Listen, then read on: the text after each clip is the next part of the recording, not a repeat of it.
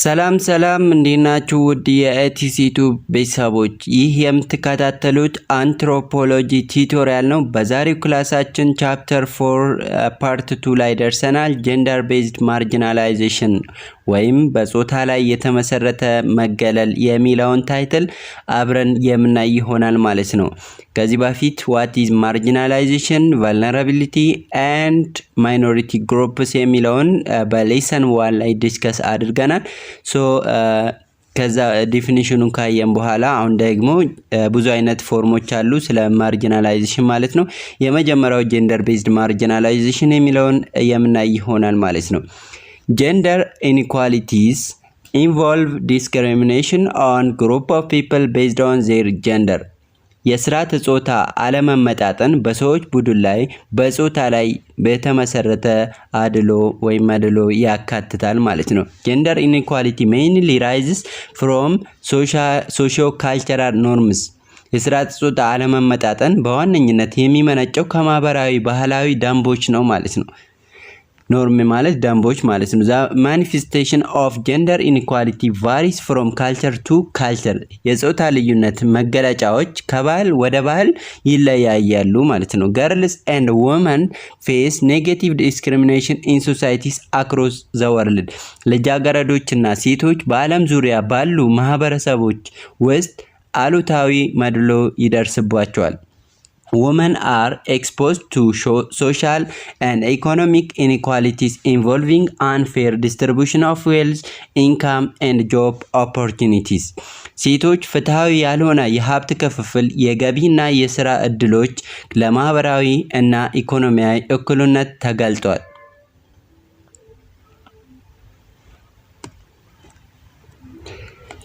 Gender-based marginalization is global problem. Gender-based marginalization is global problem. ይህ ማለት ምን ማለት ነው? ስርዓተ ጾታን መሰረት ያደረገ መገለል ዓለም አቀፋዊ ችግር ነው ማለት ነው። ኖት ውስጣዊ ችግር አይደለም። ኢስ ግሎባል ፕሮብለም ማለት በሁሉም በዓለም ላይ ያሉ ጀንደር ቤዝድ ማርጂናላይዜሽን ይፈጸማል ማለት ነው። ኢት ኢንቮልቭስ ኤክስክሉዥን ኦፍ ገርልስ and women from a wide range of opportunity and social services። ይሄኛው ምንድነው? ሴት ልጆችንና ሴቶችን ከተለያዩ እድሎች እና ማህበራዊ አገልግሎቶች ማግለልን ያካትታል ማለት ነው። ጀንደር ቤዝድ ማርጂናላይዜሽን የምንለው ጀንደር ዲስፓሪቲስ ኢን ኤዱኬሽን ኢዝ ጉድ ኤግዛምፕል። በትምህርት ላይ የጾታ ልዩነት ጥሩ ምሳሌ ነው ይለናል።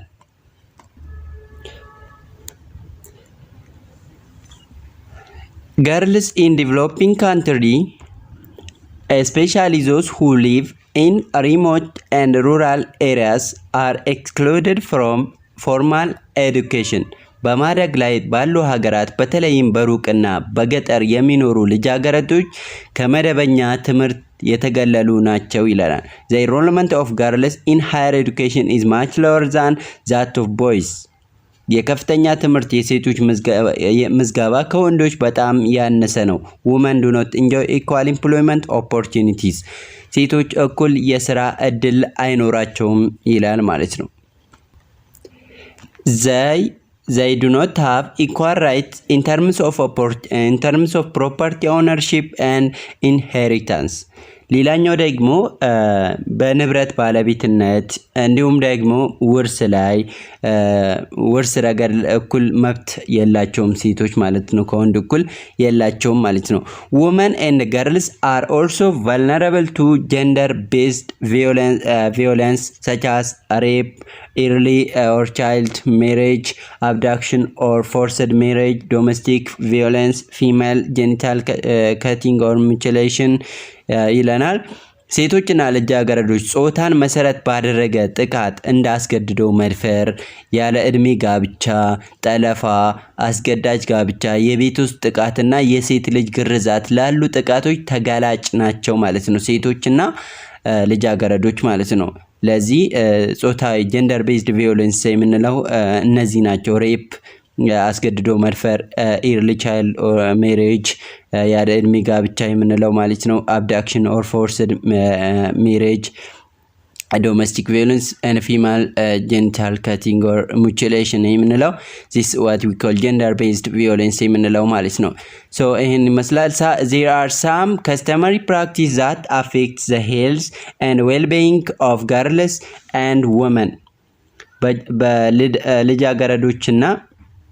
በልጃገረዶችና በሴቶች ጤናና ደህንነት ላይ ተጽዕኖ የሚያሳድሩ አንዳንድ ልማዳዊ ድርጊቶች አሉ። these practice collectively are all called harmful traditional practice ይባላሉ ማለት ነው።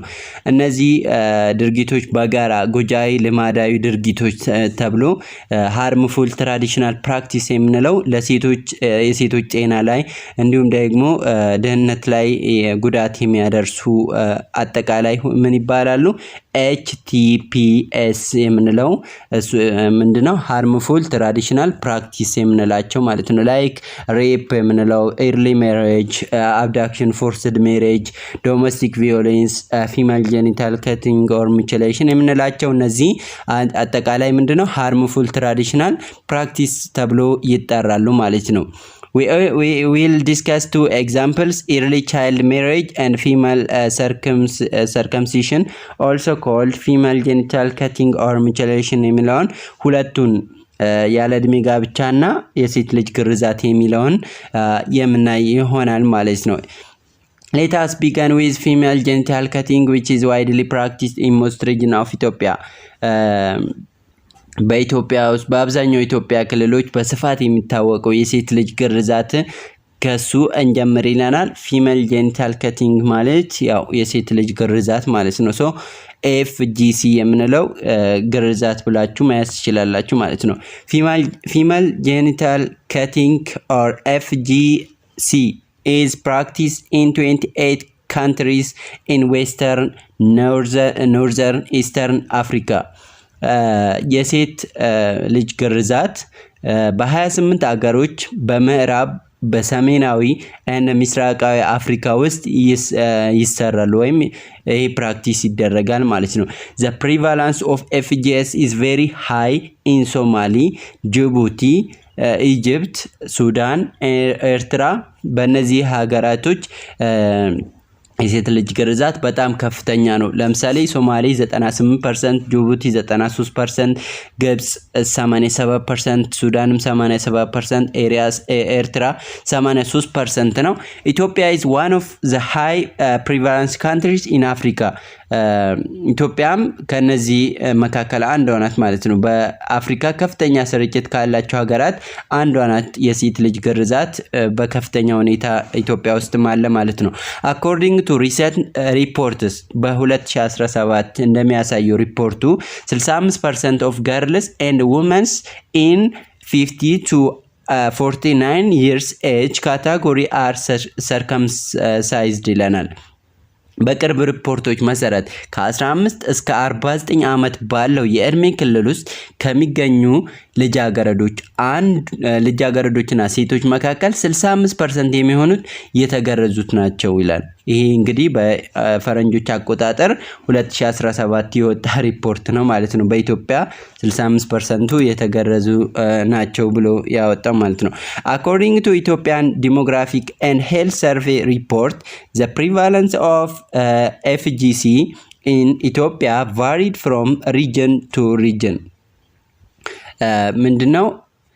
የኢትዮጵያ የስነ ህዝብ ጤና ዳሰሳ ዘገባ እንዳመለከተው ማለት ነው እንደሚያመለክተው ከሆነ በኢትዮጵያ የኤፍጂሲ ስርጭት ወይም የሴት ልጅ ግርዛት ስርጭት ከክልል ወደ ክልል ይለያያል ይለናል። ለምሳሌ ሶማሌ ኢትዮጵያ ውስጥ ማለት ነው ሶማሌ 99% ነው ትይዛለች። አፋር 91%፣ ሐረር 84% are the three regions with a very high prevalence of practice የሚያደርጉ ናቸው ማለት ነው። እነዚህ ሶማሌ፣ አፋር እና ሐረር በጣም ከፍተኛ የልምምድ ስርጭት ያለባቸው 3 ክልሎች ናቸው።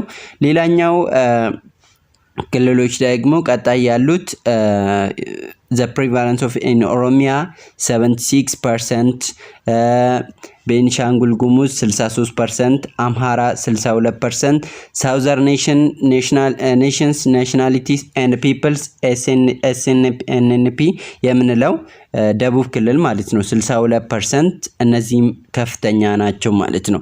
ሶ በኢትዮጵያ ውስጥ የሴት ልጅ ግርዛት በዚህ ፐርሰንት ተቀምጠዋል ማለት ነው። The prevalence of practice also high in big cities such as አዲስ አበባ 54%፣ ድሬዳዋ 79% ነው ብሎ ያወጡት ማለት ነው። ይህ እንግዲህ አይ ቲንክ 2017 ላይ ያለው ስታቲክስ ይሆናል ማለት ነው። The two regions with relatively low FGC የሴት ልጅን ግርዛት በኢትዮጵያ በጣም በዝቅተኛ እንትን የሚያደርጉ ወይም በለው የሆነ የሴት ልጅ ግርዛት ያለበት ክልሎች ሁለት ናቸው። ትግራይ ክልል and ጋምቤላ ናቸው። ትግራይ 24%፣ ጋምቤላ ደግሞ 33% የሴት ልጅ ግርዛት ያካሂዳሉ ማለት ነው። እንግዲህ ከሌሎች ክልሎች ሲነጻጸር ምንድነው በጣም ዝቅተኛ ነው ሁለቱ ብቻ ማለት ነው። ሶማሊ፣ አፋርና ሐረር ደግሞ ከፍተኛ ፐርሰንት የያዙ ናቸው ማለት ነው። ሌላኛው ሄልዝ ኢምፓክት ኦፍ ፊሜል ጄኒታል ከቲንግ የሴት ልጅ ግርዛት በጤና ላይ የሚያሳድረው ተጽዕኖ ማለት ነው። there are 4 major types of FGC የአራት አይነት የኤፍጂሲ ታይፖች አሉ። አራት ዋና ዋና የኤፍጂሲ ወይም የሴት ልጅ ግርዛት አይነቶች አሉ። there are type 1 የሚባለው ክሊቶሪዴክቶሚ የምንለው ታይፕ 1 ነው። ታይፕ 2 የምንለው ደግሞ ኤክሲሲሽን ይለናል።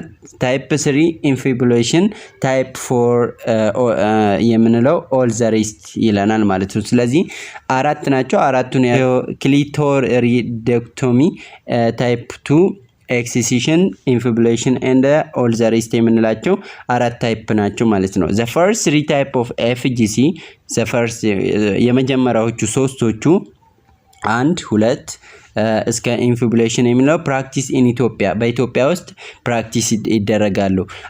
according to Ethiopian Demographic and Health Survey ኢዲኤችኤስ 2016 እንዳወጣው ዘገባ ከሆነ 3% of circumcised women age up to 50 up to 49 experienced the type of circumcision that involves cutting without flesh removing clitoridectomy ይለናል። 3% clitoridectomy ሲሆን 7% experiences sewn closed type infibulation የሚለውን ይከተላሉ ማለት ነው። ሶ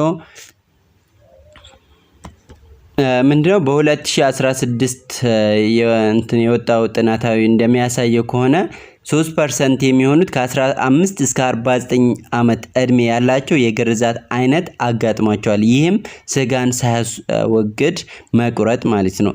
7% የሚሆኑት ደግሞ የተስፋ የተዘጋ አይነት ማለት ነው ኢንፊቡሌሽን የምንለው ነው።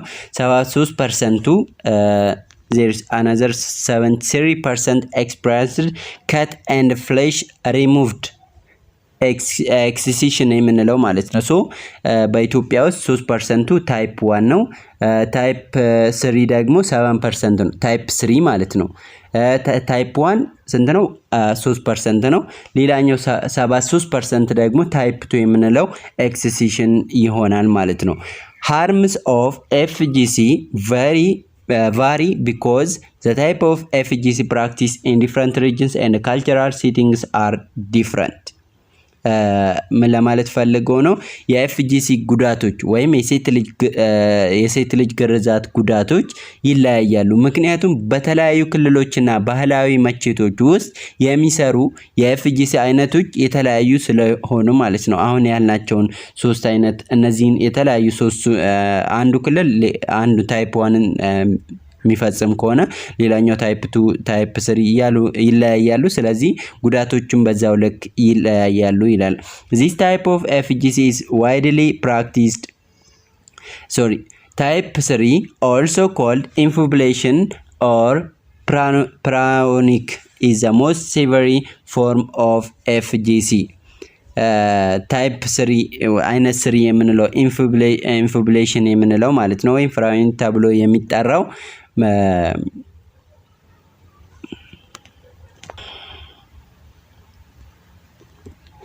Type 3, also called inflammation or paranoid, is the most severe form of FGC.